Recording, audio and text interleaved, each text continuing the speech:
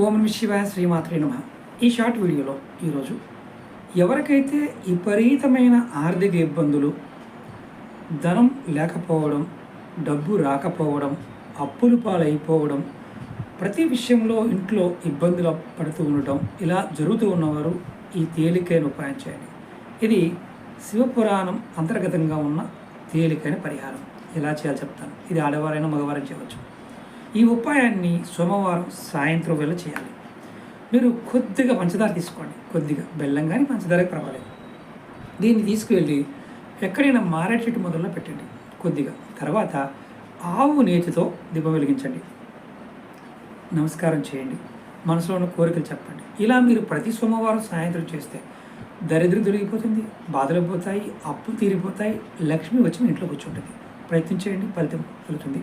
అలాగే మీకు ఈ వీడియో నచ్చితే లైక్ చేయండి. ఓం నమః శివాయ శ్రీమాత.